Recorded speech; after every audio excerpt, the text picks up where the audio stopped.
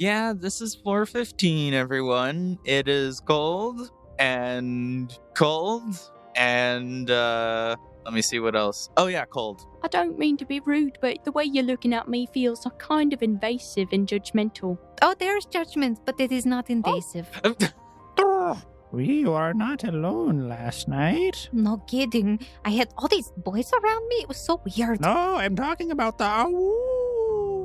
Oh, the owl. There's a lot of wolf prints around here. I don't see spirit prints. I see wolf prints. You notice that there are about 17 moderately strong magical signatures in basically every direction around you. What in tarnation is going on out there?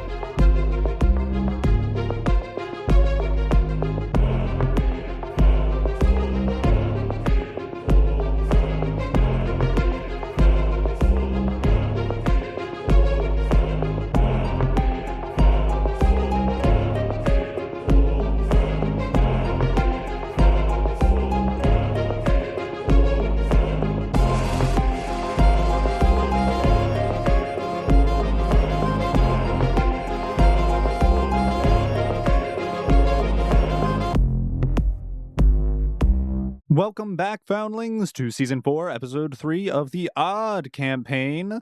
I am Quentin, your GM here, and I am with all of my lovely players. If you would, please kindly introduce yourselves for the audience at home or work or wherever they may be traveling. Aw, he thinks we're lovely. How nice.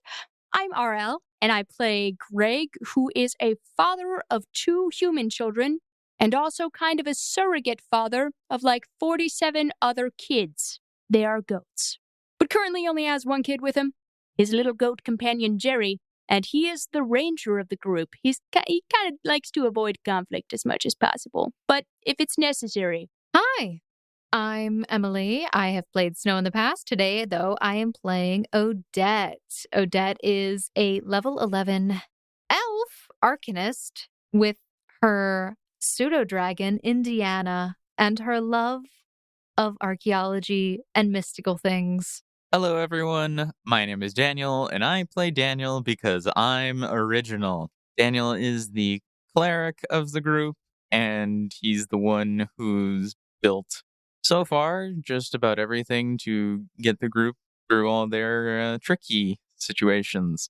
And once again, my name is Quentin. I am the GM and host for this session. So, just a brief recap. You and your party have found yourselves on floor 15 of this game. You had been sent here by your mysterious benefactor, Draken, who sent you to a location known as the Fur Bearer's Tannery. Having arrived, after trekking your way through the frozen tundra, you found this small encampment completely surrounded by wolves, and you had the genius and breakaway idea to make some bobsled-esque approach, turning an entire tree into somewhat of a wooden sled, and came barreling down the hill, only moments later to find that the entire perimeter was lined with explosives, and you, however, did successfully dodge all of the sharp pointy sticks, explosives, and wolves, and find yourselves now inside the threshold of the Fur Bearer's Tannery, aside of a very peculiar individual. You just made it over the wall, and when last we left off, you were having a conversation with a crazed, explosive-loving mountain man. Does anyone remember his name? You said his name was Earl Jones? Wonderful. And there was a guy named Abner who is asleep inside. He might be the man that we're looking for. Who knows? We'll find out today. Are you just reading to yourself there, like going over a mental checklist? Absolutely. You have to go over a mental checklist because if you don't, you could forget something. I write this down in my journal all the time. I have a journal too.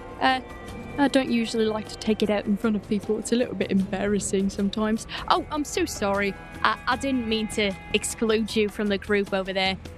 Mr. Earl, was it? Yeah, name's Earl. What about it? Well, I was actually just going to ask where we could find a place to stay for the night. Not here. Not for you strangers.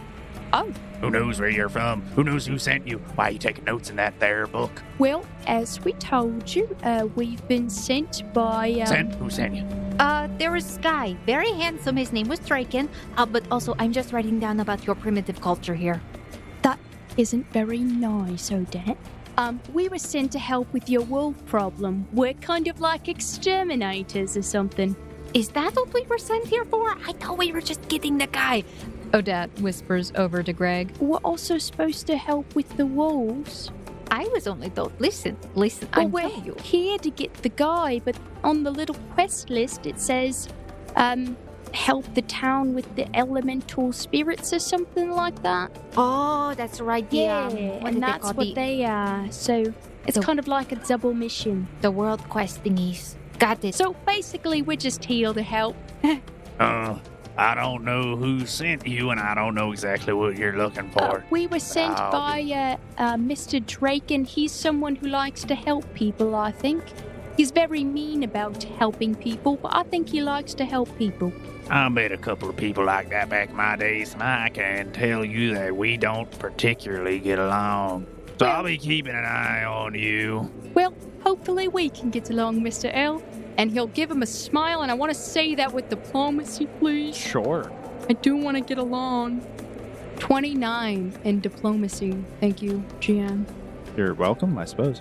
How does Earl respond to, He scoffs. Oh, okay. Okay. Alrighty, well, if you're intent on staying along, I guess you'll be coming this way. But you won't be leaving my sight, none of you. Okay. That's fine. As Odette is walking, she is making note of this man's personality, thinking of the legend of Tommy Knocker, a man who was about 2 feet tall, greenish in color, and people used to rumor that he would appear in the mines somewhere in the great American West. This man, neither 2 feet tall nor green, nonetheless is making me recall the story. He just seems a little crazy, Indiana. I think this is a good picture of him, and she's kind of sketching a really poorly drawn picture. Needs more crazy in the eyes. Oh, you're right. And then she does like really weird like symbols of the eyes. That's better. Thank you, Indiana. Actually, where are we headed? Well, there's not going to my tent, that's for darn tootin'. So you're going to be headed to the lodge. Oh, well. Abner will know what to do with you. If it was up to me, you'd be out of here in a heartbeat. Well, okay then. And I guess I'll head to where he gestures? He is both pointing to and currently walking backwards towards the realistically only structure in this location. Well, you should probably watch where you're going. You're about to step on a stick. I've paced these grounds so many times, I know it with my eyes closed. It's exactly 17 steps to the front door. All right, so if you close your eyes right now, close them, and where are we? Right now, we're 17 paces southeast of the front door, 15 paces from the nearest landmine. But if you spin around 3 times and then land somewhere, where will you be facing? Wait a second. There might be some important information in that little bit of sentence. Where are the landmines? That might be important to know. Yes, wouldn't you like to know? I'm sure you would, intruders. I would like to know so I wouldn't step on them. Yes, I would prefer to stay in one piece as I currently am. I would like to note that Greg does continuously check around the group, not just now, but also in general. He does continuously check the group to make sure everyone's sticking together and not getting separated. He does like a little head count like a dad would on a hike. He's a chaperone. Basically. He's just, had that chaperone instinct engraved into him by now. If all y'all are too uneasy to keep pressing forward, I suppose you could stay here and I can grab Abner. Well, I'm just... Abner! Well, I was fine. I'm just gonna walk where you're walking, actually. And it seems as if he begins to pace off while still constantly shouting Abner's name. I will follow after into what seems like the only structure here, and urge my compatriots to do as well. Daniel is also going to follow behind Greg and the man. He's also going to message Draken to let him know that the group has arrived at the Fur Bearer's Tannery. You have? Really? Everyone's there? In one piece? Surprisingly, yes. Took the words right out of my mouth. I mean, we almost died multiple times, but That sounds right. Well, best of luck. Don't fall in. Odette will stand behind a little bit, really just taking a moment to observe her surroundings more so. May I make a perception check? Of course you may. I would also like to make a perception check. Oh my gosh. I would also like to make a perception check, GM. All right, everyone can roll who's interested. 28. 15 total. 18 plus 6, please. Why is my brain 24. Thank you. My brain isn't working. 24. Now being inside the walls, which you could only stare at from a distance previously, you now notice that this place is significantly smaller than you might have imagined. A large portion of the sheer size of the encampment seems to come from its fortifications. The interior seems to realistically be only one large, multi-storied primary building and a few ancillary tents which seem to encircle it. Coming closer, following in Earl's footsteps, you get a better look at the Fur-Bearer's Tannery, which does seem to have a sign outside of this primary lodge. It's a large two-story building with a tapered roof with 2 French windows on either side of the main door, which is a red double entrance to the establishment. Above on the second floor, there are 3 more French windows, each above the rest, all of them covered by red curtains, though Greg and Odette notice some movement out of the top left-hand corner of your eye, as perhaps something may have been in the window, as you notice the curtains are swaying slightly as if disturbed by movement. Perfectly in-timed hums. Indiana, can you go peek in that window up there? It's closed, but sure. The curtain, yes, you can just peek in. The curtain just moved. It is creepy. And what if there is something in there like a chupacabra? Why would there be a chupacabra in this? You're right, it wouldn't be. Probably La No, Oh? La Llorona. Oh no. I check. And you see as your little pseudo-dragon flaps off and seems to focus head in the window, but seems disgruntled. I can't see anything. That is unfortunate, Indiana. We will check out that room later. Make note of where it is. Okay. It is on the second floor on the left, right? No left. No, right, left? No, you're wrong. No, left, right? Yeah, no, left. Ah, gosh darn it. Odette, you just really need to walk straight where we're walking. There's no really left or rights have to do with that. Oh, I'm sorry. I am currently conversing with Indiana. We are talking. Well, Sorry. I was getting a little bit concerned. You thought you would have to turn somewhere. I will say, group, I'm really just referring to Daniel and Odette. If we're not allowed to stay in the lodge or whatever, we can still stay in the tent that I have if we have a place to set up. I'm just saying some of these people might not be hospitable to strangers. Yeah, they might not be too keen on us. Yeah. As you mentioned that you are talking to a separate party from the individuals in your group currently, this seems to excite Earl, and he gets real close to you. What do you mean you're talking to someone else? Where are they? Who they? Are they in your head? No. I mean, wait, no. Yes? No. Yes? Yeah, technically, yes. Do you talk to people in your head, Earl? Not anymore. Okay. We had a disagreement. They kicked me out. Oh, you got stuck out here? Excommunicated.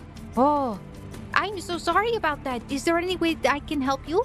No one listens to me anyways. I said it was all rigged. They just told me I was a fall man, some scapegoat. Wait, the fall man for what? I'll have a goat. Exactly. That's what they thought I was. I told them, nah, I'm a person. And I told them that nitrate wouldn't explode under those conditions. But no one listened to me. Wait a second. Hold on, Earl. Are you talking about the people in your head? Or are you talking about people inside the lodge? What? Well, there were voices in my head back then. But then they took that out. Who took it out? They did. Who's they? I don't think this is nice to push him on. It seems like a very sensitive subject. He's the one that brought it up. I don't know what you technically, want. I brought it up. You know, one of the members from the Bureau of Osculation. The Bureau of what? Osculation. Osculation. Occipital? Like as in eyes? Or as in going round in a circle like an oscillation? English is not my first language. I'm not sure what that means. Neither am I, but that's what they say. You know, the people in white coats go around, start prodding people, cutting off limbs, replacing them with robot parts. Bureau of Osculation? That's what I said, did I stutter? Yes, a little bit. I'd always had that speech impediment that Mama tried to work out of me. Okay, so the Bureau of Oscillation, like going Osculation. I don't know how to spell that. How do you spell that? I'm not sure. I can't ride. Me either. Wait, no, I can't, but hold on. Well, apparently. Well, we've been at the door for a while. I was wondering if we could just go in. Or do you have to knock? Is there a doorbell? Well, I'd prefer it if you stayed out here, but that's just me. Okay, so we can stay out here and then you'll figure out if we're allowed in? Nah, I'm not letting you out of my sight. Okay, why don't okay. we all go in together? It would appear as if we are at an impasse, as they would say. I don't want you where I'm sleeping, and yet I also do not want you out of my sight. I wholeheartedly make a promise not to sleep with you. You will stand out in the doorway as I walk backwards into the premises, and I will shout outside of Abner's door until he awakens. Sounds like a good plan, sir. Can my little pseudo dragon go with you? He is very harmless. His name is Indiana. I don't want your lizard with wings anywhere near me. But he breathes fire. He is good for making explosions. The only thing he's going to make is great kebab later this evening if you don't keep him all tied up. Okay. Maybe it's better we respect other people's opinions about this matter. I know. It's a bit difficult sometimes. Why do you let an NPC jerk your chain around? It's such a weird thing. They're just NPCs. Yes, but he has explosives. No one's jerking any of my chains. I don't know what you're talking about. So he seems to go up to the doorway, but he steps over the welcome mat, and he jiggles the handle 3 times and then seems to enter the lodge. You can feel as a waft of warm air hits you from this estate, and you see as Earl is walking backwards into it, but does make sure to take off his boots and seems to put them to the side as he enters, and then continues to walk backwards until you see him turn to the left, where you can vaguely make out the staircase to be, and you just hear him shout, Abner! It is cold out here. I don't like waiting. Well, I got an extra blanket if you'd like it. Well, at least I have Daniel's spell still on, but it feels cold out here. All the wind, it makes me feel cold just hearing it. That's called placebo, I'm pretty sure. And I am sure. I'm Greg sure. I don't think that's a placebo. Greg nudges Daniel. She didn't get my joke. My name is Greg Shaw. I might have not mentioned that. We know your first name, Greg. I didn't know your last name. My last name's actually Shaw. Like seashore. Good to know, I think. Everyone, if you could please roll a perception check for me. 26. 25. 23. Everyone hears, with their very keen ears, as the sound of some jingling metal is accompanied by footsteps, as it sounds as if someone is making their way down the staircase from the lodge, and you hear as someone speaks up. Earl, what's all this hooting and hollering about? We got some trespassers on our land. Do you ever consider that it might be some of the people who were escorting cargo that were sent here? Nah, that's not what they said they're here for. They're here for something completely different. They said they were looking for someone. Do you think it's the individual that we found in the woods the other day? Maybe that was their compatriot they were traveling with.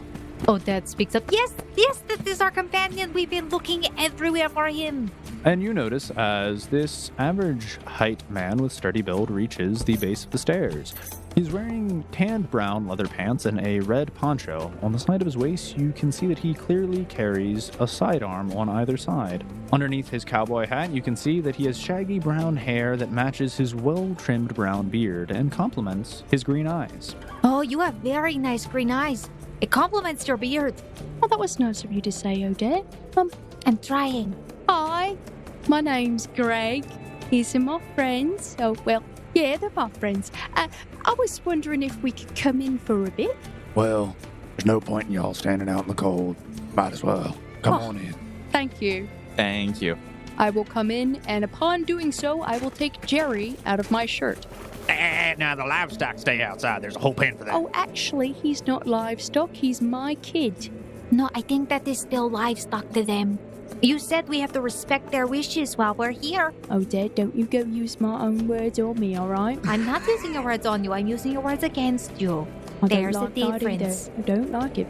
Anyway, I don't like it. Is it okay if he stays on me? If he's not on the floor? He's very well behaved. Well, he's mostly well behaved. He can be well behaved when he wants to. Don't listen to him. It eats holes in everything. Shirts, shoes, socks, spoons, you name it. Oh, that's not very nice to say. But it's true. That's what you told us. No. I'll keep him on my shoulders if that's all right.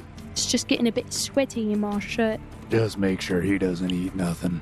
Jerry, don't you dare eat anything in here. I don't want to be killed, and I don't want you to be killed. No, that won't be fun, will it? Meh. Yeah. Entering the building, you are greeted by the warmth of a crackling fire and the comforting appearance of a cozy log cabin. Directly next to you as you enter, there does seem to be a hand-carved wooden bench and coat rack where you see Earl's shoes are, and there are sets of 4 other pairs of shoes there. Oh, are we supposed to take our shoes off? Before coming in, Odette will make very certain to step over the welcome mat as she comes in. All right, sounds good. You make your way inside, and you are responded to by the individual who you can assume is Abner. It would be polite. I don't want any footprints on none of my furs. That is very understandable. Odette flops on the floor and pops her shoes off and neatly places them to the side. Greg will take his shoes off to reveal a somewhat colorful pair of kitty cat socks. Fuzzy kitty cat socks. Daniel takes his shoes off to reveal the plainest gray socks anyone has ever laid their eyes upon. It is just gray. Simply and utterly gray. Walking in down the hall, you notice that there is a doorway to your right, which Abner seems to be gesturing towards. All right. Oh, is that where our friend is? No, he's upstairs. Oh, can we go check on him? I'm very worried. If he was out in the cold all by himself? Wait, you know who our friend is? The unconscious one? Well, it's only me and Cassidy who have been looking after him for the past 72 hours. Oh, well, thank you for that. I suppose if you're in a rush, you can just grab him and go. Though it is about to be dark, and I wouldn't recommend heading out. Well, Yeah. I don't think I want to go through that with another unconscious buddy on me, you know? It might not be super fun. And the wolves weren't that fond of us the first time. I'm sure they wouldn't be too happy to see us again. Maybe we need to tie him up so he doesn't keep running off on us. That's how he got lost in the woods the first time. Oh okay. Odette, maybe we find some alternative solutions than just tying him up, you know? You might not appreciate that. Odette, can you please roll a bluff check for me? Absolutely. Thank you. 12. Abner kind of eyes you up and down and nods. Uh-huh. Well then, if you suppose that you're going to be spending the night here, which would probably be significantly more comfortable than outside, there are a few processes that you will have to go through first. So, please, if you could, make your way to this room to my left. Which is to your right as he is currently facing you. The processes. Oh, we have to go through... What is this, the Bureau of Escalation? It's probably just processing, you know? Making sure we're not criminals or anything. Oh, that is probably true. I'm just not sure. All I heard is Earl said that he had to go through that. So I was just curious. Daniel is going to go to where Abner is waiting. Greg is already on his way there. Some of you walking into the room, which Abner is directing you towards, Abner does address Odette's comment directly. You won't find any extensions of any of those government branches in any facilities in here, ma'am. Oh, so that's the government. I have never heard of them. Except for just recently, actually. So that is not true then. I'm sorry, I have heard of them, but not until recently. Where'd you lot say you were from again? I am from overseas. I'm from overseas too, actually. Uh-huh. Well, technically, if we're on the North American server, I'm not from overseas. I'm from down south. I'd be down south and overseas, I think. So you're all seafarers? What are you doing this far inland, and how'd you make it across in these weather? With a boat, actually.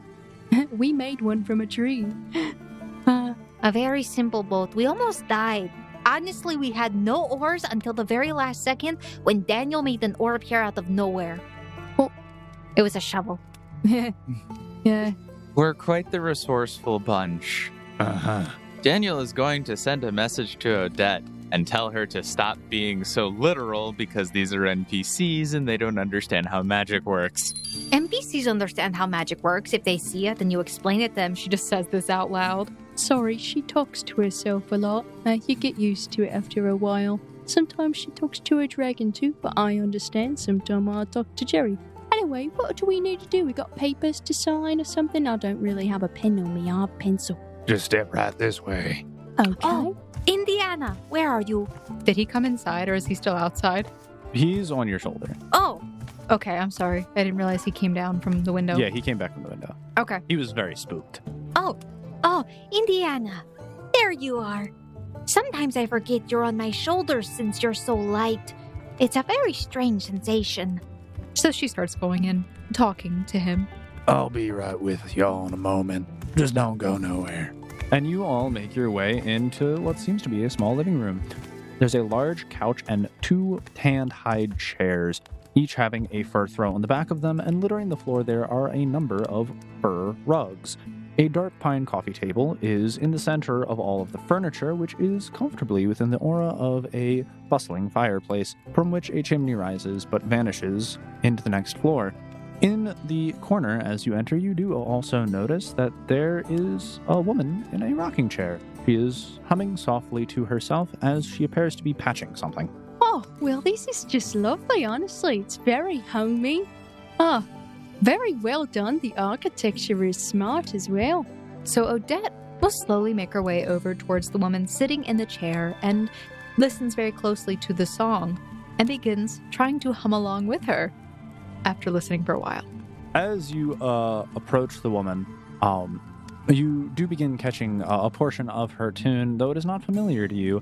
But as you begin to linger there for a little while, you hear footsteps behind you, and you notice that Earl is in the doorway, which you just entered from, and he addresses you.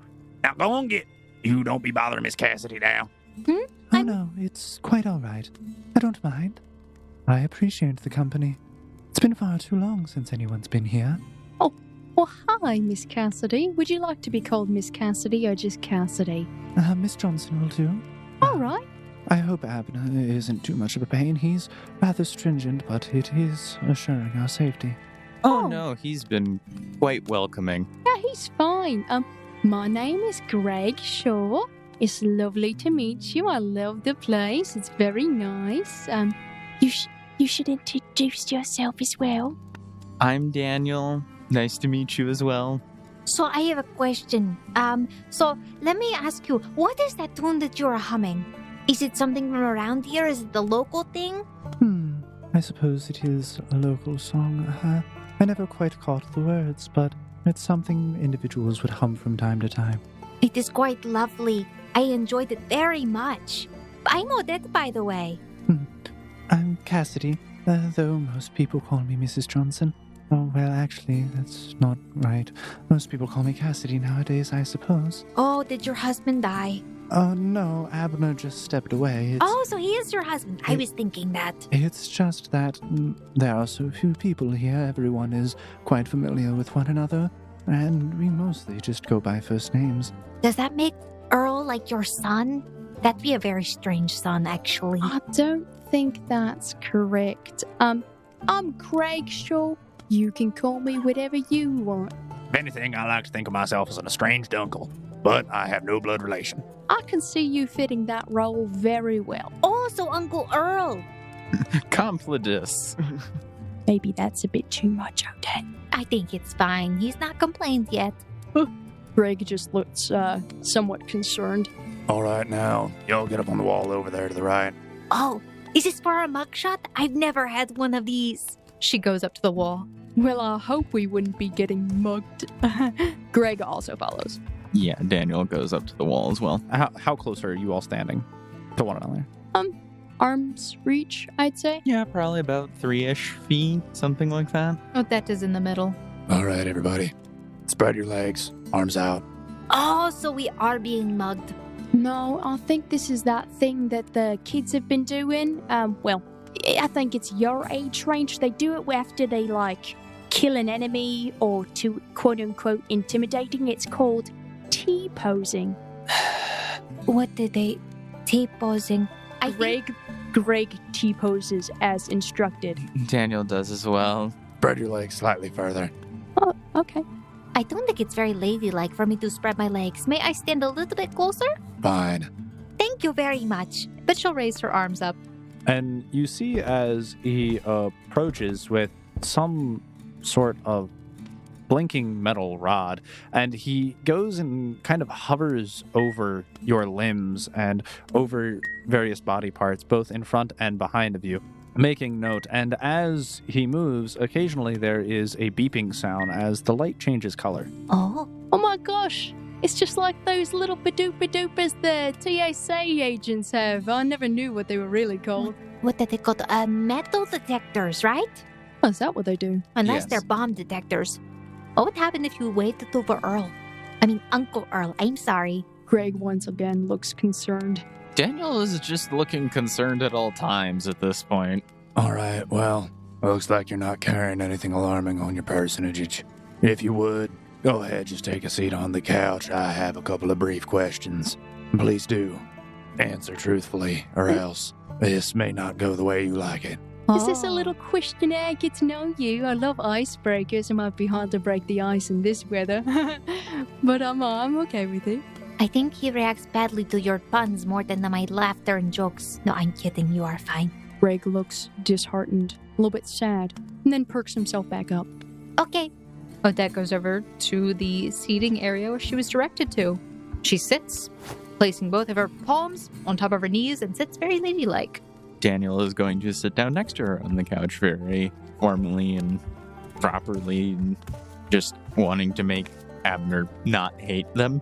Greg leisurely lounges on the couch, a little bit offside, a little crooked, just very at home, comfy. He's in his socks. He's got a fire. He's good. Abner pulls up a stool and seems to place the strange beeping metal rod on the mantelpiece above the fire, and then sits down before you on an opposite side facing the lot of you. So he would be right in front of the fire as you are facing the fireplace. It creates a little bit of an ominous lighting, huh? So what all would you say you were doing in these parts again? Well, one, we're here to retrieve our friend, Mr. Storm Chaser, Stormbreaker. As well as maybe help you guys with your wolf problem, like kind of exterminators. Interesting. So you come to a trapper's lodge, presuming they need assistance with wild animals. Well, yeah, we were told you need assistance. It was a quest. Who told you this A exactly? request. The world. A man named Draken.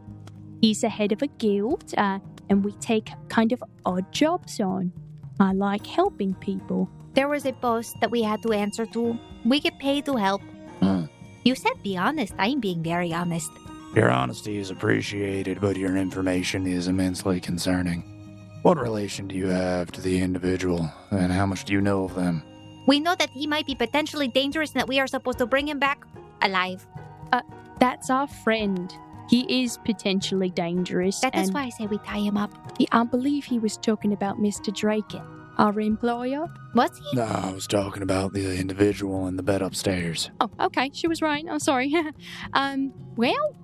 Basically, he's Draken's friend, from what I can get. And we were sent here to pick him up because Draken, he found out that he was in trouble. Odette does not answer any further, thinking, I guess I'm supposed to lie. This isn't a lie. None of this is a lie. Greg is being completely truthful. Well, I suppose it's none of my business, but I will say the individual upstairs is in no condition to be out and about, especially in this weather. That's okay. We came prepared for that. We got a way of swift travel. We heard he was not well, so we should be able to help him. I have a way to heal him. She raises her hand and then places it down very slowly, realizing she's been speaking out of turn too much. Oh, that's okay. Well, we don't know if that will actually heal him. Also, we don't really want him staying here, being in your guys' hair. We kind of want to get him back home, safe and sound, to his friend, if you know what I mean. I want to get paid. Yes, technically we're getting paid for this, but we are helping actual people, Odette. I think that's the important thing here. Indeed. You say actual people like that is a real thing. Okay, yes, we are helping real people in real circumstances. Yes. Roll your bluff, as I know your character does not believe this. 17. Well, I certainly do hope you have a way of aiding him. You notice as the woman speaks up from the corner. I've been tending to his illness for quite some time, but his fever hasn't broken. There were a number of bite marks on his body, but those have all since healed and have begun a scabbing and scarring process. But his illness is not broken, no matter what attempt I try at antibiotics. Oh, it is probably magical then. But I have a question for you. When did these wolves appear? Wolves? They've always been out in the forest. Yes, but all the ones that are surrounding here seem like they are very organized, like they are plotting to attack you at any moment. They do seem very smart for wolves, I would say. They've been here about as long as he has, I must say. Oh, I understand what's going on here. She looks over at Greg and Daniel. They're probably after him. Exactly, they're after him. If we take our friend away from here, they will probably go away. Actually, that might be a good assessment, really. Huh. We get him on our way. That's kind of like a win-win scenario. Yeah. I'd say we rest up for tonight, though, guys. We've had a bit of a day. Oh, yes, definitely. We can rest, and then we can teleport out of here. And teleport is a fancy way of saying transportation. Again, Greg is being very truthful with everything he's saying. He's being not really sneaky, but he's being meticulous with the way he words things, and he is trying to cover for Odette. All right, well, I don't have any reason not to trust your story. Thus far, you don't seem like you have any association with any of the bureaus, so... So the bureaus are bad guys. Depends on who you ask, but from my experience, they're not well liked, especially around these parts. Oh. Do they come around here a lot, or do they mostly stay out of your way? They don't bother us. Hopefully they don't know where we are, and I'd like to keep it that way. Then we won't tell anyone. Appreciate it. There should be plenty of spare rooms upstairs. So, for the evening, you can lodge up here and just make your way out in the morning. If you need, Earl can blow you a path through the wolves as long as you run fast enough. They're normally disoriented. All right, thank you so much for your hospitality. I know we came unannounced, so you're being very reasonable, and it's appreciated. Thank you. Yeah, seriously, thank you. I have another question. Odette, maybe it's time to stop with the questions. We've badgered them enough, okay? Yeah, it's getting late. Why Greg will look at you with a somewhat intensity of, don't. Daniel will also join Greg in this intense look of, please stop. Do I need to roll Intimidate for this? You may. Are we intimidating Odette? That's what it sounds like, doesn't it? Okay. Odette begins to open her mouth. So the question that I have... It's a 30 for me. Yeah, 6. Nice job, Daniel. Odette, you would be shaken, technically. Okay. Not stirred. But you can still speak, are you? Why don't we go up to our room? I don't know why my friends are trying to hurt me emotionally, but I will say this. Why are there 4 pairs of shoes and there are only 3 of you that I've seen? Are those Storm Chaser shoes? Oh, no. One of those would probably be the Jeroboam's. That's an interesting name. Also, it's a lodge, Odette. They probably have other people lodging here. I don't understand why you get so upset when I ask questions. Or sometimes you ask very invasive and personal questions to people you're not familiar with, and generally that's considered impolite. Okay, but how are we supposed to get answers and information if we don't ask questions? We ask politely, Odette. Anyone interested could roll a perception check. Okay, so what I'm saying though is, okay, I can change this. Whose shoes are those, please? She already said that. 32 on the perception, by the way. I'll give it to Daniel because he wasn't really a part of the conversation. Everyone else would probably be distracted. You can give me a total, but you'll be at negatives because you were conversing. I'm sorry. 14 plus 18 is... So 36. 36. That's still very good. 13. Very nice. Seeing as Odette and Greg were locked in conversation, Daniel was the only one to really see the bulk of this. Greg, you do notice that it appears as if Abner walked over to Cassidy, but Daniel, you managed to overhear a bit of their conversation where it appears as if Abner is questioning why there's not a 5th pair of shoes over by the bench, and seems to get very frustrated, aggravated in some way, storms off and does appear to be attempting to exit the lodge. Oh, what's going on there? Daniel's going to say this quietly to Greg and say it appears they're missing someone. Oh, that's not good. Miss Johnson, is there a problem? No, not particularly. It's just Olivia stepped out for a bit, and Abner can be a little protective. Is that his daughter? Indeed, she's a bit of a free spirit. If it Oh. is his daughter, doesn't that mean that it's your daughter as well? Yes. Yes, it Okay. does. Your question was weird, Greg. I'm not sure why you would ask it that way. See? This is why you ask more invasive questions. Please. Well, she's using please now, so that's a improvement. I do understand being concerned. I have a daughter of my own, and she is a bit of a free spirit, but so is her dad, so we get along great. I understand the concern, and I'll let him deal with his daddy-daughter business then. That wouldn't really be my place to intrude. All right, well, I suppose I'll show you to your rooms, as Abner says that you people can stay here. Oh, can you show me to Storm Chaser, please? I don't know who the Storm Chaser is, but Unconscious man. we do have one of those around here, so Yes. I guess I can take him there.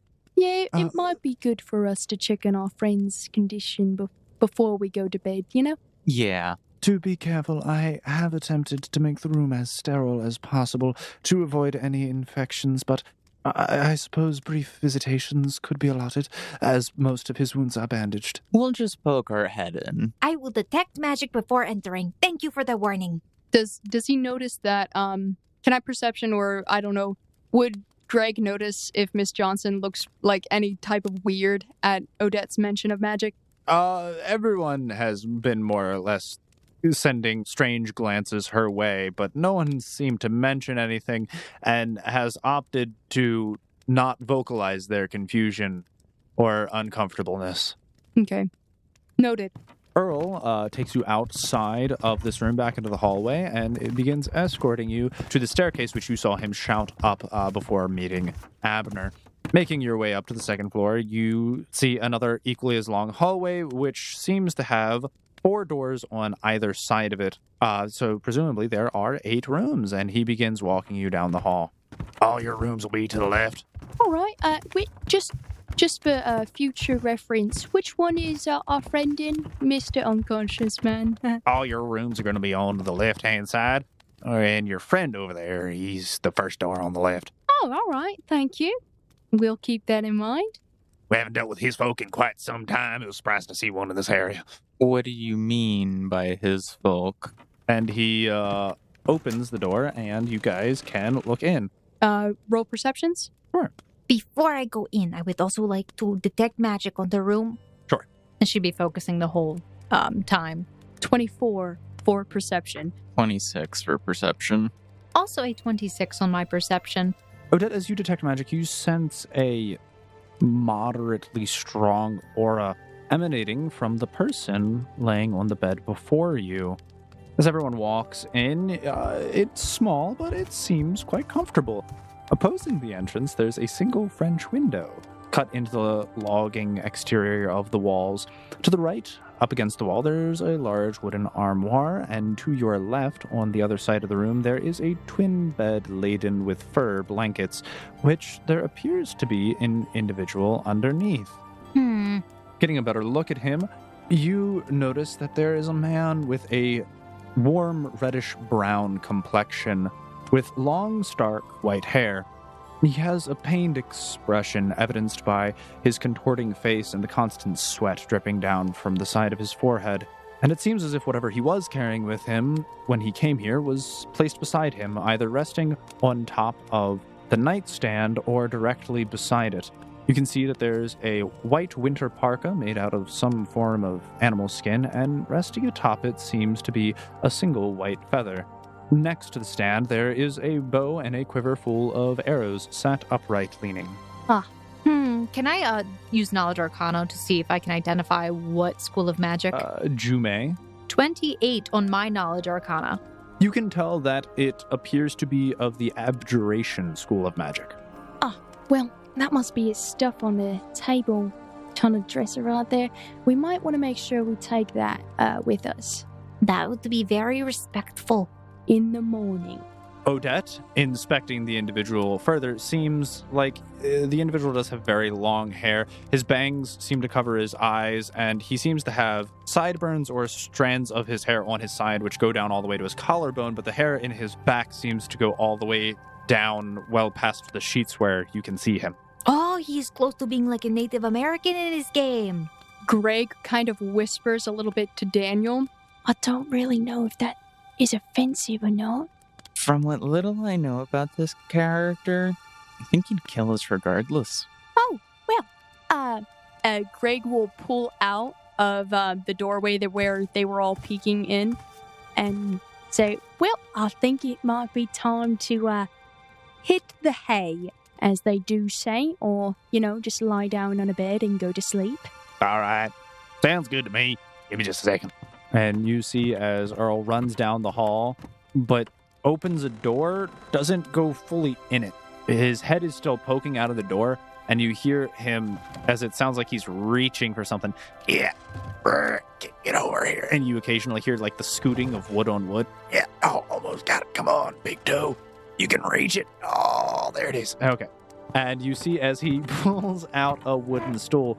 All right, now you lot. Each one of you can take one of the doors on the left. What is that for? It's my sitting stool. The stool I sit on. Oh, okay. And it appears as if he has positioned his stool in the back of the hallway directly in the center, where he has a complete view of the entire hallway and all of the doors, and he's just sitting there.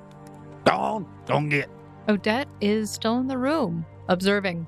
Odette, it's time to leave the Don't worry. I have got this. Don't worry about it. We're all Okay. good. I am going to actually- worry about it a lot. Well, the thing is, I respect you and your decisions. However, you being in the same room as a man who is potentially magical and also unconscious doesn't exactly make me feel comfortable.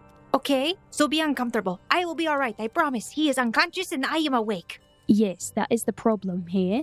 Would you rather me be unconscious and he awake? Well, I think I think Greg would rather you not be in here. I think he'd rather you be in your bed. Why? Well, the man needs his rest, and also you need your rest. We need to, get ready for tomorrow. I am perfectly awake right now. I am ready. I must study some things. I Yeah. need to make notes in my journal. Well, why don't you study in your own room? It's kind of impolite to intrude in someone's space. I you don't know? like the way you're talking to me, Greg. I am old enough to be alone with the man in his room. Well, I'm sure you are, and I do apologize if what I said came off as rude. I'm just trying to kind of be respectful to everyone. You know what? I'll let you do you. It's okay. Just be careful. Play nice. I will be fine. You have to trust me a little bit more.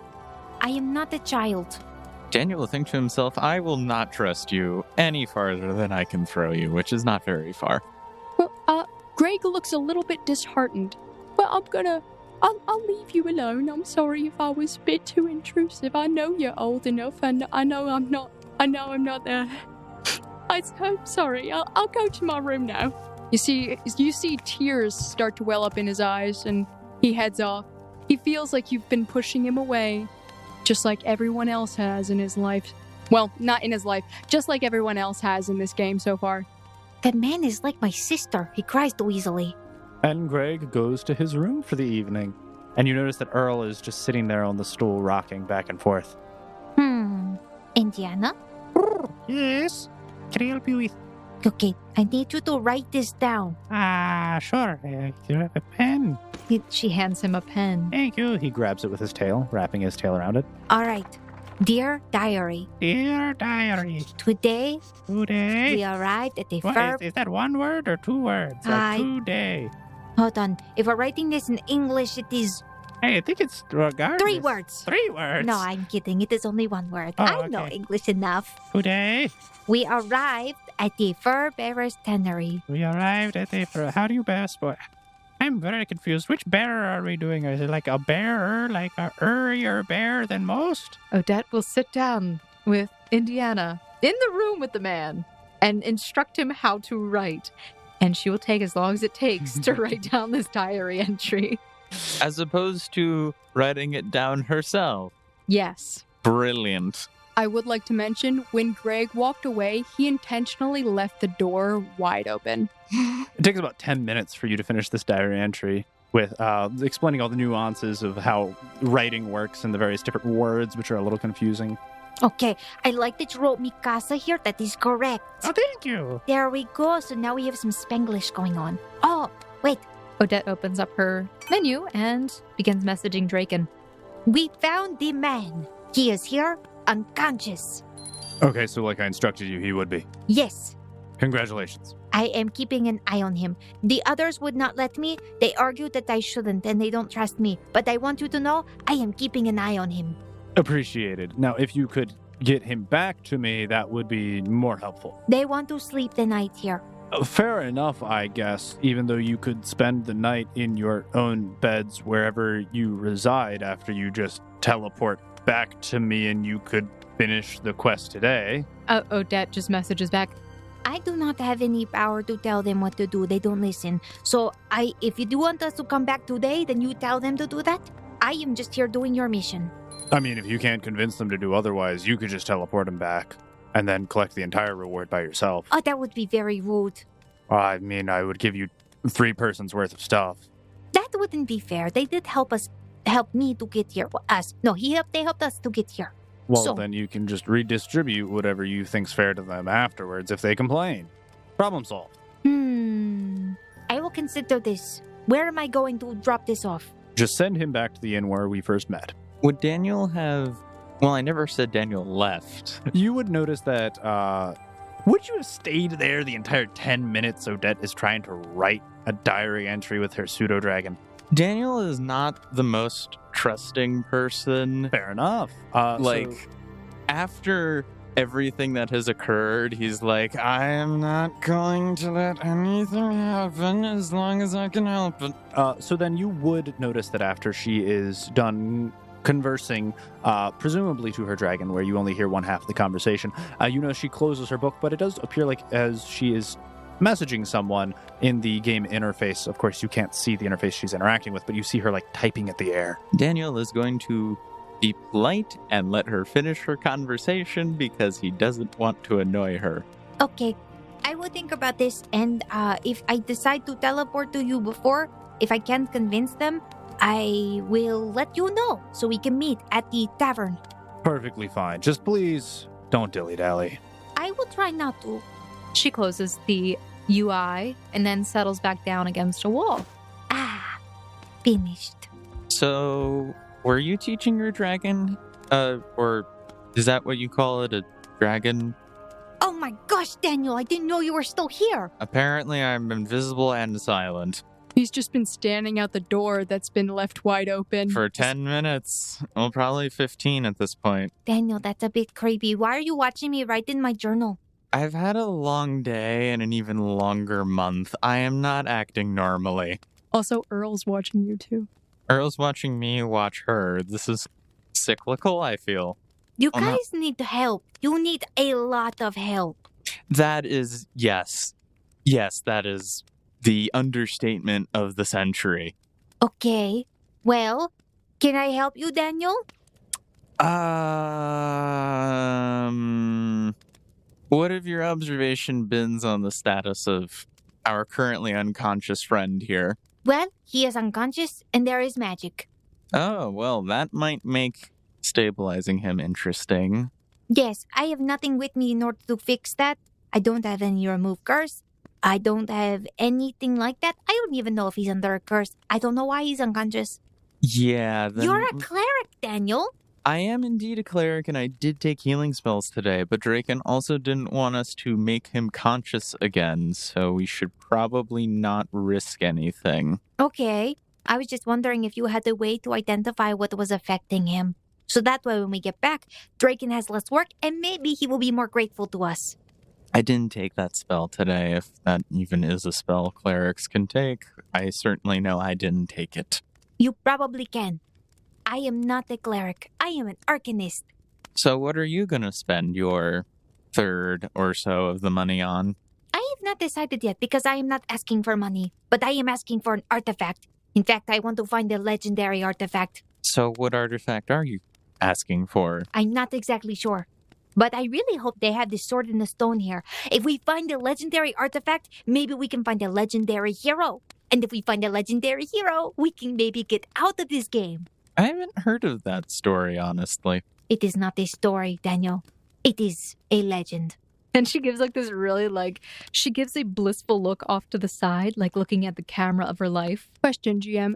How many minutes has it been since Greg left? Probably about a solid 15 to 20 minutes. Okay. Greg comes out of his room holding a little, what looks like a handmade envelope with what you can assume to be a letter inside, and starts walking towards the first door to the left. Yep. He has his head down at first, but then he looks up and sees that everybody else is still awake and about, and he quickly hides the letter behind his back and goes, "Oh, I didn't know everybody would still be up. Hi? It's not that late. Well, I thought we were going to bed a while ago." I don't sleep easily. Why would we go to bed? What time is it, GM? Yeah, you guys got here around about sunset, so it's still relatively early in the evening, though it is dark now. So it's probably a safe bet would be around about 8 p.m. But for an early riser like Greg, that is relatively late, and you would be turning in for the night normally. Oh, Odette, have you talked with Draken recently or anything? No. Roll bluff. 20 total. Nice.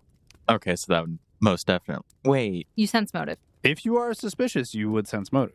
Daniel probably would be because he probably doesn't really trust Odette.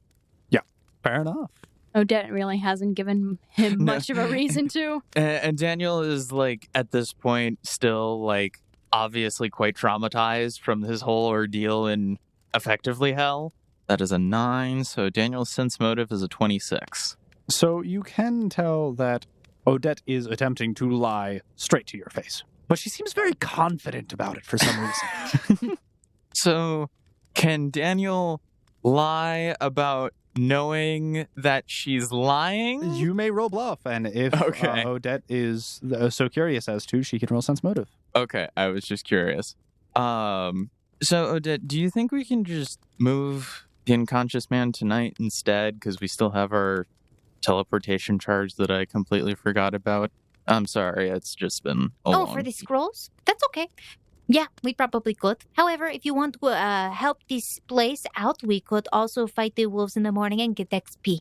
Greg walks closer, and this, by now he has hidden the letter in, like, the back of his shirt, so that he can use both hands and be less suspicious. Anyway, suspicioso. well, actually, we could totally do both.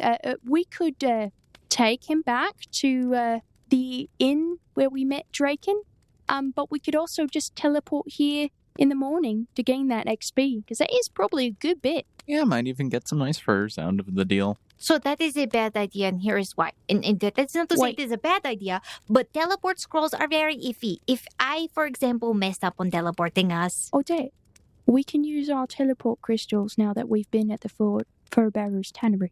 Does it show up on our map? She pulls it up. Yes. It does not appear as if it is a location which you can teleport to on your map. It's kind of out in the middle of nowhere. It doesn't even show up as a registered location. It just kind of blends in with the rest of the woods. I think this is a special event location, so it will not let us teleport here with teleport crystals. We'd have to use the scrolls, which means if we use the scrolls, we have a chance of landing within 900 miles. Okay. Still easy fix. We use our teleport crystals to go back to floor 10 in that village. It'll just teleport us to the village and not the inn. Okay, That's like 10 feet away from the entrance of the village. Well, that is true. You could do that. is that what we want to do? I think so. Oh, okay. And we'll just come back here in the morning? Yeah. Ooh, I wonder if the magical wolves, if they drop magical items, like a magical fur or something. I don't know. Yeah, I truthfully have no idea. So, again, I see a problem with the argument that you are making here. I'm not arguing with you. I'm not. I swear. He puts his hands up, kind of defensively. I'm not trying to argue with you. I'm merely explaining, trying to provide other solutions. She Well, looks very predicament. confused by his reaction. Are you okay? Do you need to talk to somebody, Greg? Oh, no, he's fine. I already talked to Jerry. Odette, honestly, I think everyone who's been in this game for as long as we have is going to need a lot of therapy after this. Well, probably. What is your problem with the using the teleport crystals to the floor 10 and then teleporting here with the scrolls. What's the issue with that? I feel like you misunderstood what I said. If we teleport back here with a teleport scroll, we cannot necessarily come back directly to this place. We might end up 900 miles away. How? I'm not quite sure how teleport scrolls work, but that doesn't seem quite right. It is called magic, and sometimes it stinks. Then, I think before, when we were talking to the magic guy, you said that you need to see the place or, like, vividly remember it. Is that right? Yes, however, I will tell you the secret to all of this. This game is a bunch of ones and zeros, and sometimes those zeros get crossed. Okay. Well, luckily, when we come back, we'll be together. And we can just... I can navigate us back to where this is if we do teleport in the wrong place. But, The second problem to your argument is using teleport crystals to go back to the Yanamut. And here is why. okay. This is NPC. She gestures to the man in the bed. We are people. This is NPC. We are people. Do you see what I'm saying here? This I is get it. NPC. All right. Well, Yes, also, another question for you this time, Odette. He kind of smirks when he says that. How many teleport sorry, not crystals. How many teleport scrolls do we have left? We have 4. We have not used them yet. You do understand that it's not per person, right? I completely understand. So let's say we use one to get to Yenamut, right? We get to Yenamut with the guy, because all we have to do is touch him.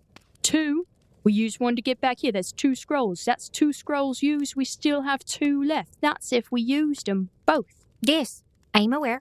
Okay? You don't use magic very much. Not much. Daniel, am I missing something here? We use one to get to Yenamut with the guy, one to get back here.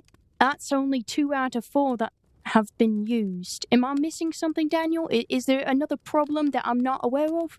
GM? He's asking Daniel. I know. I'm You could roll a knowledge arcana.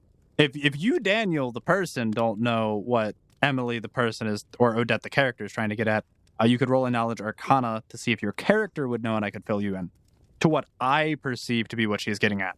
I rolled a 20. Nice. Okay, so what I believe Odette or M is attempting to state is not the fact that we don't have enough scrolls. She's trying to say that when casting the teleportation spell, the GM, being me, rolls a D100, and depending on the outcome of that D100, there could be what is known as a teleportation mishap, which can transport you up to the closest location, which would potentially be up to 900 miles away.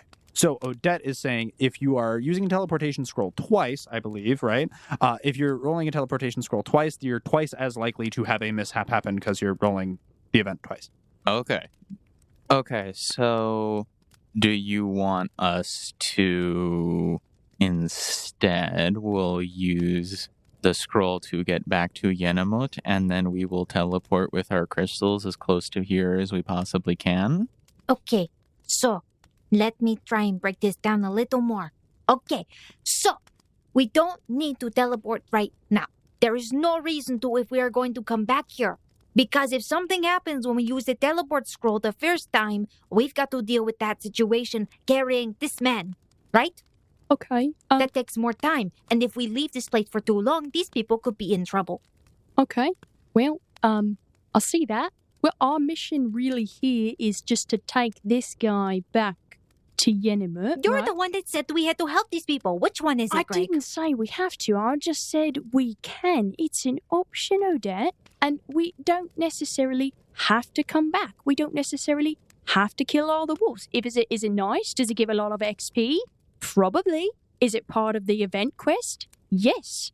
But our current mission is to bring this guy back to Yenamut. And I don't know what the problem is with the teleportation scrolls. If there's a chance for a mishap is what I'm thinking. She's worried that we could end up very far away from where we actually want to We be. could also fall into a volcano if that's within 900 miles. Okay, That's well... highly unlikely, but yes, theoretically possible. Okay. Well, we have 4, so why don't we use those 4 attempts that we can have to get this guy back to Yenamut? Getting back to here isn't really our main objective currently. And also, I don't think would be that difficult to do, considering we got here once before in a pretty reasonable amount of time. Wait a moment, I lied. Oh. We have 3 scrolls left. I used one to get through that tree. And Anuk Saruk. Okay, 3 scrolls. I still like the odds that we have currently. Your math is very fun. I like it. So, Odette, do you have a better idea as to how we do this? I have already said what I thought. If you want to go back to the town of Yenamut, we can. However, it is nighttime here, which means it is likely nighttime there. So far, most of the daytime cycles have translated to floors. Okay. I'm sorry. I don't understand. I'm sorry. Wait, what? It seems that the floors have a corresponding day and night cycle. So yes, it that is I follow. nighttime here. It is nighttime there. If we teleport right now and we end up 900 miles away, let's say that we end up in a forest somewhere where there are more wolves, and we are carrying this man, which seems to attract wolves, I understand why. Oh, woo. No. I'm sorry. So I'm a bit confused. Do we want to take him back tonight, or do we want to take him back in the morning? I was under the impression you guys wanted to do it tonight. No, you said to you tomorrow. I said I stay in this room and I write in my diary. And that is what I've done. Oh, okay. So are we waiting till tomorrow to teleport him back to Yenamut? Is that what we're okay with? I'm fine with that. That is what my suggestion is, because if we teleport now, we could be in danger. Okay. Well, I think your suggestion is good. I think your suggestion was fine the first time. Daniel, you get a message. It appears as if it's from Draken. Daniel's going to open the message and see what Draken has said. What's taking you guys so long? I heard that you've already found the person. Disagreements upon when we want to leave. As your employer, preferably as soon as possible. Okay, that's what I figured, but Odette is both arguing for leaving now and leaving later in the morning. It's kind of topsy-turvy, to put it. Seems like a person with a lot on her mind. That is a shockingly polite statement from you, I must say. All right, well, I don't expect it, because that would mean I expect anything from you, but I certainly do hope that you'll be able to bring me this person this evening. Okay, sounds good. And Daniel's going to close the chat box. Daniel, I don't mean this in a rude way. Your forehead's wrinkled again. That tells me you might have been talking to Draken. Daniel rubs his forehead, not realizing that's what he does when he talks to Draken. Well, you look like you're about to poop yourself. I don't know why. Well, it's more of you look like you're in a mixture of emotions. It's pain? No, it's just pain. I should say, as the player, Daniel, that Daniel, the character, doesn't actually mind Draken too much.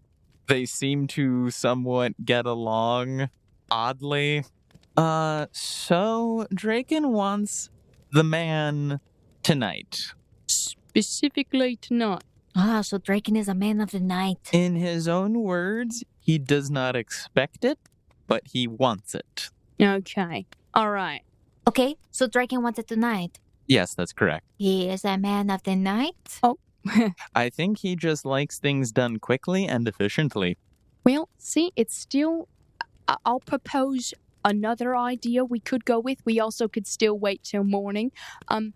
But if we do use all 3 of our teleport scrolls and we still don't make it close to... Yenamut.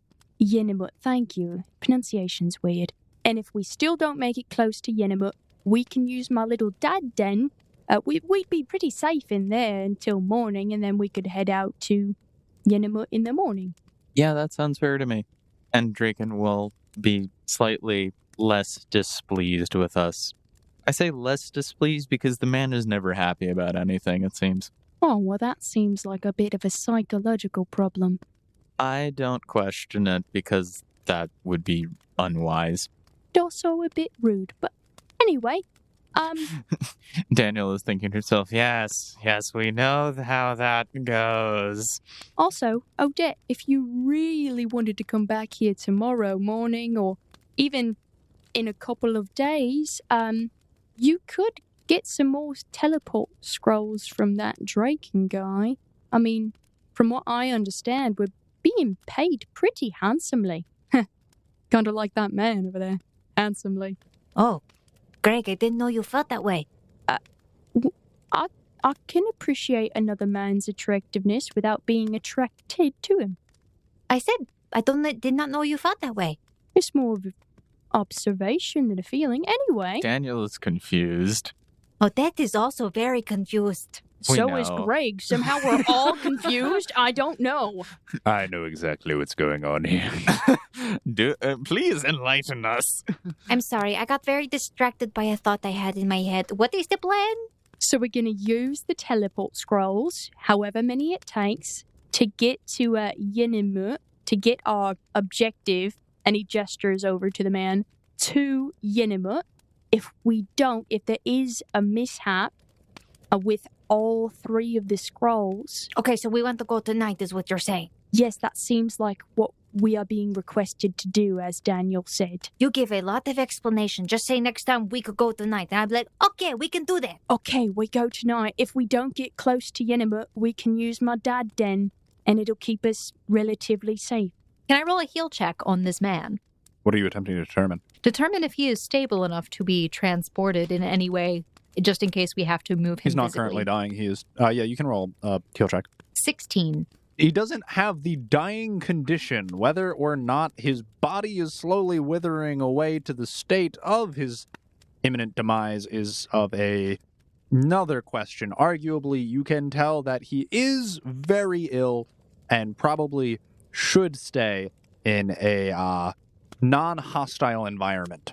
Okay, hopefully we do not get attacked. If we get attacked, we are in trouble. That is putting it mildly, but I don't think you can be attacked in the middle of a teleportation. No, I meant when we land somewhere. Well, if we don't land in or near the town, we'll try again. Well, actually, it'd be better if we check the mini-map, see how close we are, and then try again. Anyway, is everyone ready to go, actually? Not really, but I guess we can. I'm ready. I got everything I need. I'm ready. Daniel's ready. So, since you're going to be casting the spell, whenever you're ready, Odette, we'll go in and Greg will go into the room and grab Den's stuff. I'm just holding it for him so he has his stuff when he wakes up. Greg somewhat kind of awkwardly touches Den. Are we ready to go? I don't know if you should be the one touching him. You're the one that was like, oh, I observed this man who's handsome. Whatever. Daniel, you touch him. Okay. Well, whatever makes you more comfortable, I guess. Okay. Daniel will reach over and touch him. That is right, Daniel. You're in the right place. Greg will grasp Daniel's shoulder. Jerry is still on Greg's shoulders, but he's kind of like slumped over, kind of napping. Okay. So Odette will pull out one of the teleportation scrolls and walk over, and she will also place, she will kind of like lean across Den while holding the scroll to make sure everyone is kind of like touching. Sure. All right, then she'll begin casting the spell. As you begin casting the spell of teleportation, you begin visualizing your location, your intended location, I should say. But for some reason, it seems hazy, as if you're meeting some resistance. She closes the scroll. There is trouble. Whoa. What went wrong? I'm sorry, did we finish? I'm confused. I think we were about to be in trouble. I think we would have died. I could not find the location that we were in. Okay, well. You couldn't find the location you were trying to get to. There is a haze around this place. So No, there's... Jeez. Hi. it's Sound reincarnated. No, you're fine. Keep going. It's just the chain of the line of communication and how things are being transferred. It's like the worst game of telephone. It hurts. It kills my soul. Continue. You had a soul?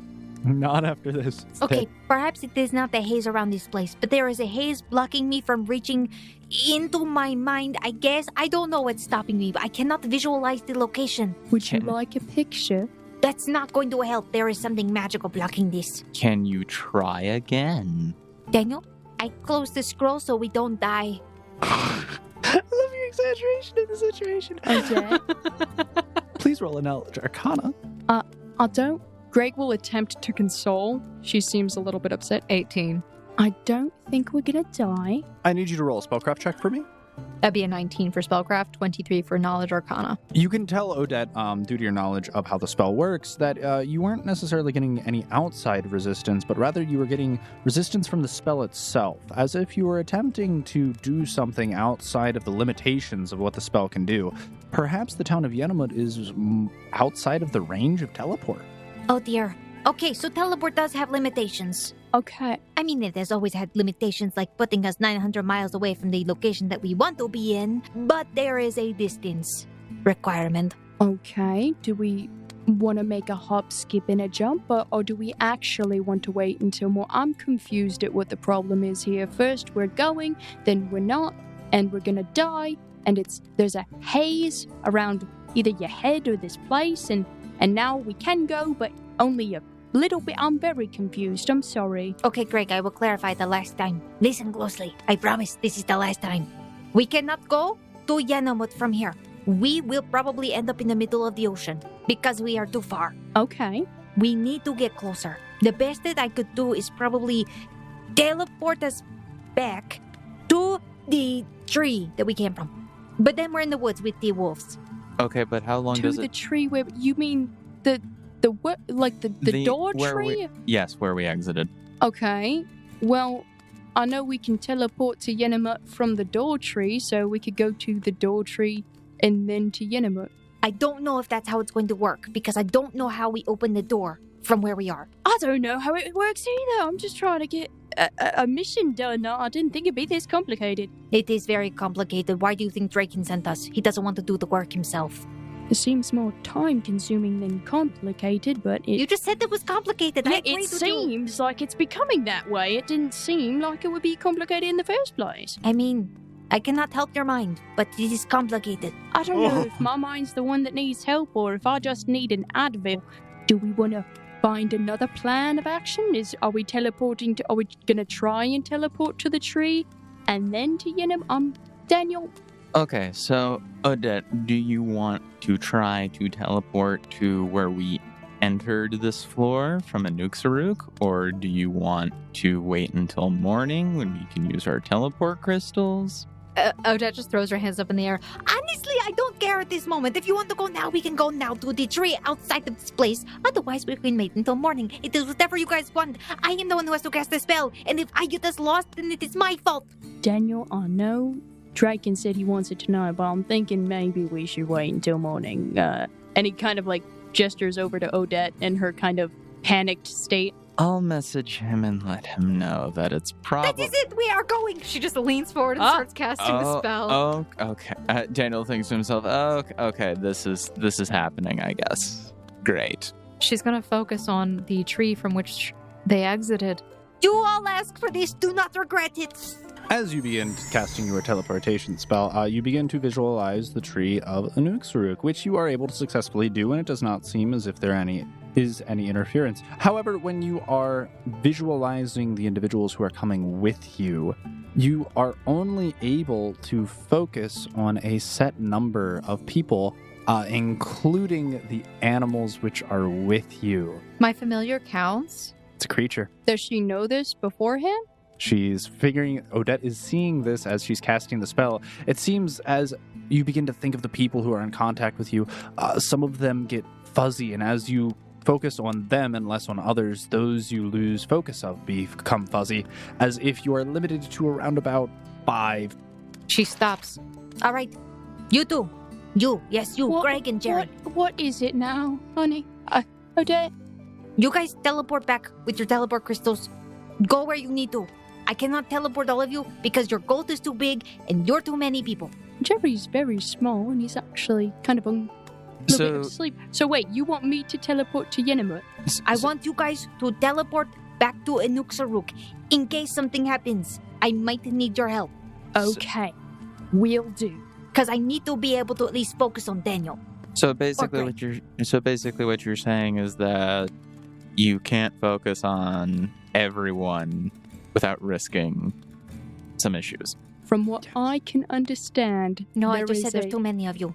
Yeah, okay. Well, in that case, I will teleport with Jerry to Anuk Saruk after I see you guys have left. Okay. Okay. Daniel, you go first. And then I will go, and then you go. Wait, I'm confused again. This is the best way. I need Daniel to catch him. Okay. I think. We will find out. This might be a bad idea. So Daniel's teleporting with his crystal. You're teleporting the man, and Yes. then Unless I'm then- Okay. I get it. Let's go. Let's do this. Daniel, you're up first.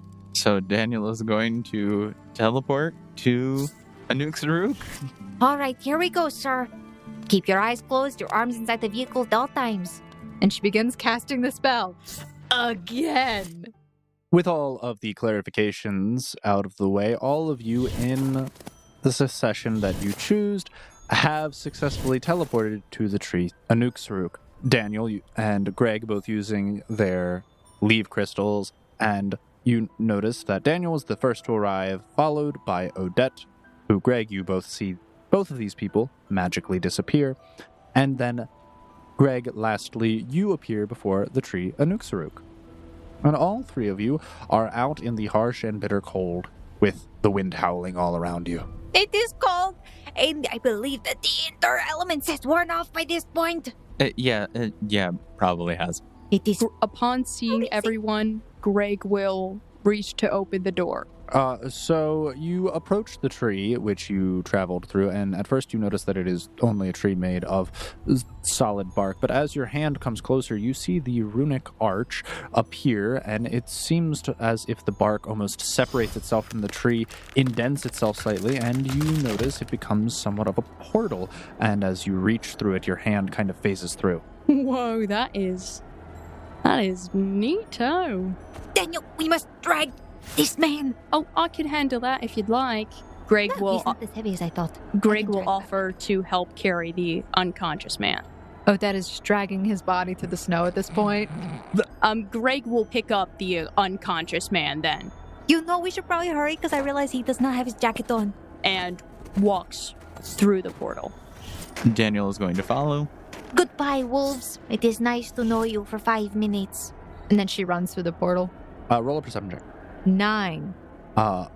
As you're leaving the portal, you can hear the aggravated howling of wolves off in the distance as it seems to echo through the tundra. But with that, you enter through the portal, and it seems to cease as you once again enter the great tree Anuk Saruk, where it has a significantly warmer and much more peaceful atmosphere about it. Oh, that's much better in terms of temperature. Oh my gosh. Okay. All right, halfway there, I guess. You said there's a limit, Odette, on how many people you can take with you when you teleport. What is that limit exactly? Do you know? You guys. Your limit, is it like a weight capacity? Is it a person capacity? Oh, no, I'm not saying anything like that. That would be very offensive. Greg looks hurt. Well, I'm kind of carrying the man. You can put them down, and you guys, you guys have your teleport crystals. You can teleport directly to Yanamut. Your crystals are fine. Oh, I didn't realize that's how they worked. Yes, so you are able to teleport each day to the singular location. You have a 24-hour refresh rate for each location. So the leaf crystals allow you to teleport to any major location in the game so long as you are on the same floor as the location you are attempting to teleport to. That's convenient. So, for example, Daniel, as you have been there, you could even teleport, for example, to the town of Lunka if for some godforsaken reason you wanted to. No. Never again. Okay, so put him down, and we will do this again. Greg will set the man down gently. Okay, it is time to teleport. All right, so seeing that she's casting the spell, Greg will hastily teleport to Yanamut. Daniel will teleport to Yanamut as well. And with that, all of you find yourself back outside of the tavern in the town of Yanamut. All of us? All of you successfully, without any problems. Oh, And the body. All and right. the unconscious body on the ground as you're dragging it around. Greg will pick him up. I would like to note Greg is holding him princess style.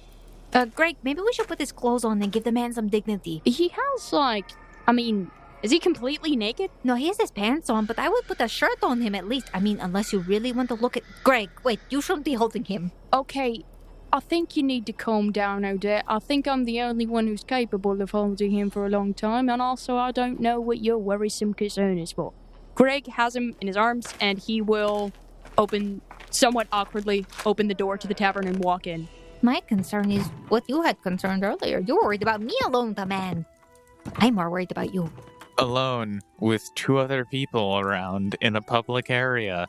As you enter the Tavern of Yenamut, you notice that it is somewhat more lively than it regularly is, and it appears as if Draken is hospitably talking to a number of individuals, and there does seem to be a small table to the side which has a number of patrons. Draken is talking to an individual in full plate armor, but does almost immediately stop his conversation as he notices you all are entering. Greg will walk immediately towards Draken with man in his arms. Odette will run in. Mr. Draken, we did it. It is all completed. Look at this prize that we have brought you. The man is not a prize. It is an NPC. It is okay. Okay, well, I think even animals should be treated with a little bit of humanity. Did you just call him an animal? At least he's a person still. Yeah, he's a person, but you regard him in less regards to us. Anyway, Mr. Draken, we've got the guy for you here. He's still unconscious. Great, you brought me all my 1s and 0s. I'll be taking that from you. Okay, where you want me to put him on the table?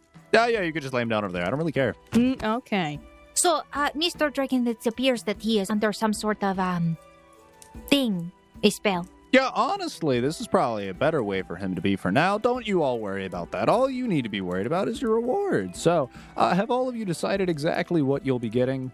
I thought we were getting a lot of money. Well, of course you can. Like I said, it was like kind of up in the air. You can either get money, or I also have a extensive arsenal and supply of magical items. So you could also pick something from that hold there as well. Odette's elven ears perk up. This is the first time Greg has noticed that she has elven ears. Honestly, Draken, I'm just happy with some gold that we agreed to previously. All right, that's not a problem. There you go, Daniel, and you see that there was a trade request sent your way, and you get a message. And Daniel accepts it. And you see that your inventory is updated with 50,000 gold pieces, which you immediately feel heavier. I need a bank. Is your strength modifier? 2. Yeah, when I said you felt heavier, I meant you collapsed to the ground under the weight of 1,000 pounds being immediately transferred. You wouldn't happen to have any, like a cloak of invisibility or some sort of ring that could grant me invisibility on my command? Something like that, maybe? Yeah, sure. If that's all you want, that's not a problem. Then you can subtract the cost of that out of the gold or whatever. All right. Or is it either this or the gold? No, not a problem. Here you go. If you would like, here is a voucher. You're just going to have to take this to the guild hall that I operate at. I can also personally message you the address, and then you'll just have to go get and collect this from there. And I assume that's the item? Yeah. So we have kind of like a storeroom for all of the items. You're going to have to go just show this ticket to the person who runs the place, tell them what you're looking for. I'll even mark it down here. And I can send you the rest of the gold. Oh, okay. Well, done and done, it seems like. Daniel, you might want to get that looked at. Yeah. If you would like, instead, if you send that back, I kind of did transfer it from the guild vault. I can just put that in the odd guild vault for you. That would probably be a much smarter way of doing it. All right, yeah, just send me a trade request and send me that back, and I'll just deposit it in the odd guild vault for you. Sorry about that. It's okay. I probably should have expected this from you. And you see, as you're doing this, he's kind of laughing to himself. Sense motive. 36. You can tell Draken did this intentionally, and he is relishing at every second of it. I love having a 17 in sense motive. It's so broken. And how about you, my dear? And he's looking at Odette. Is there a space next to him? Yes. She will sit down next to him, directly next to him, with intention. Okay, there's space as in, like, there's nothing there. So there's a floor. No, I mean, like, is there a seat next to him? There are chairs nearby. You could pull one up. She pulls a chair up directly next to him. Okay. And she's looking at him very closely. I'm thinking very hard about this. I can tell that by the expression on your face. Yes, You said you have a lot of magical artifacts? There's an entire storeroom of them. Storeroom? Yes. If you want, it's like a candy shop. I can give you a voucher, and I can say you are allotted this much in value, and then if there's something you like that's even more expensive, you can go in and you can just pay the deficit and get whatever you want. I want to join you. Not the words I've used, but I will admit you have proved very useful. I am very good at finding magical artifacts. I really want to find a legendary artifact. And I think you can help me. Your enthusiasm is appreciated. I'll discuss with some of my members, and potentially you could be a new recruit. All right, that is fine. And Draken kind of rubs his fingers on his chin for a second as if he's thinking. I am a very powerful arcanist. It is good to add me in the guild. Yeah, so I'll get back to you on that, Odette. If you decide you can spend the night at this tavern, and we can talk about that more perhaps later. Oh, that'd be great. Anyways, here's your voucher, and he hands you a little ticket, and it looks like it has 50,000 written on it. She smiles big, and then she gives him a hug. Daniel is now the one laughing. Daniel. Yes? You can roll sense motive. I feel like he'd just be like a stiff stick. Like he's like arms to side, like, It's like don't kill her. It's like both of her arms are over his neck and just give him like an overhead hug. I rolled a 37 total on sense motive. Daniel, you can tell that there's a lot going on right now. This man is putting on a very strong face. He seems blank. He is immensely stiffed, entirely unmoving. No attempt to reciprocate, mildly surprised, and you can tell as if he wants to look immensely agitated, and in many ways he does. But you see a glint in his eye, where as if this is almost warming his heart. Daniel is going to keep all of this information to himself for later use. Oh, blackmail, Daniel. I see. You should write that down. Blackmail. Just period, and that's it. Greg, seeing as Daniel ran into a similar issue, where would you like me to deposit this 15,000 gold? Actually, I'm pretty sure I'll have the carrying capacity for that. What's your Yeah, strength but- modifier? 5, as well as he has a bag of holding. All right, sure. Here you go. And you see a trade request was sent over. Okie dokie. Accept. After Odette is done hugging Draken, she'll stand back up, smile, and do a little cute bow, and then run over to Greg. Greg, Yes? I am sorry for hurting your feelings. I realize I came off as very, how do you say, harsh. Ma'am. Your apology is appreciated as well as accepted. Thank you, Odette. I think that we can make a good team. We just have to work on communication and respect for both of us. Yes. Communication and respect are generally two things that are heavily needed in a team.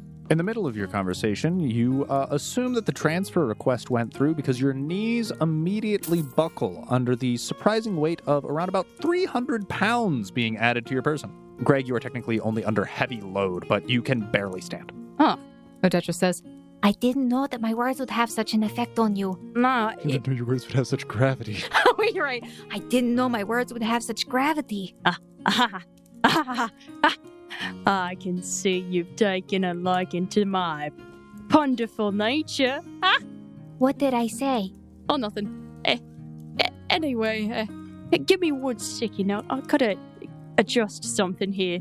And he will move the gold to his bag of holding. Perfect. Great. Thank you. Odette will walk over to Daniel, Daniel, Yes? it was a pleasure working with you. and she reaches out a hand to shake. Thanks. And he shakes her hand as well. And I apologize if I seem to have annoyed you. I could see on your face that you're very irritated with me, and it is hard sometimes to understand why. Don't worry, Odette. That's just his normal face. He makes it when he sleeps, too. Oh, I'm so sorry. I didn't realize it was a defect. Daniel, just so you know, I wasn't watching you when you were sleeping. I just, when I woke you up for breakfast, you looked irritated in your sleep. Oh, you know what my madre always says that we can do to help that? Moisturizer. And then you can be fabulous. I will say it does wonders for the skin. It does. I've also used cucumbers, avocados, and, what is it, guacamole. That's made from the avocados. Me and my wife have a spa day once a week, and she loves to use her little products like a face mask or other things. It really is just a fun time. But overall, I hope that we can all learn how to trust each other and have respect, because that is very important in this work environment. Yes. I generally try to allot a good amount of respect to other people. And then maybe someday we will find a legendary hero together. I certainly hope so as well. And with that, with the party having successfully completed their adventure and relishing in their personal conversations and rewards which they have garnered, I believe that is where we're going to call it for this week's episode of the Odd Campaign. Thank you, Foundlings, for joining us for this week's episode of Sword Art Online Odd. We hope you enjoyed it, and we'll continue to follow along with the story as we move through this world and figure out what the heck it is that we are doing. We have new faces, as you've seen, in characters, and, well, hopefully we'll get some character art of them soon, so keep your eyes out for that. If you've been enjoying this podcast, this episode, this series overall, please consider leaving us a rating or review on whatever podcast listening app that you are on, if you're able to leave a review, because we know some of them, like Spotify, you're not able to do so. So consider going to places like Podchaser, which is the IMDb of podcasts, is really nice. I like them a lot. If you want to support us in other ways, also consider visiting our website and picking up some merchandise. That's merchandise, guys, okay? You can get hats, t-shirts, stickers, and more. I personally am a big fan of the hats. I wear a few of them once in a while, You might also consider visiting the Patreon and donating to the podcast, where you can get bonus stuff from us as a way of saying thank you for donating. Because, well, all those funds go directly to supporting the podcast and editing audio, music, all that kind of stuff. So please consider doing that. We really would appreciate it. If you want to keep up to date with news and announcements for the podcast, consider going to our Twitter and Instagram at RollFound. We also do have a Facebook page, but we don't use it as much as we should. Don't really have a lot of following there, so we're not as worried, but that's Missing Role Player Found. And also, if you want to support us in other ways, you can also just tell friends about it, your grandma, your dog. We really do appreciate word of mouth sharing of the podcast. We've worked really hard on getting this far and upping our audio quality and our content. So yeah, get somebody else on this train. This hype train is amazing. And last but not least, we want to give a big thank you and shout out to our friends Michael Ghelfi, Will Savino with Music D20, Kevin Macleod, and Nicholas Judy with Dark Fantasy Studio for letting us use their ambiances and music in today's episode. Please consider going and checking them out and supporting them. Thank you guys, and we will see you next week. Bye. Bye. Bye. Bye, guys.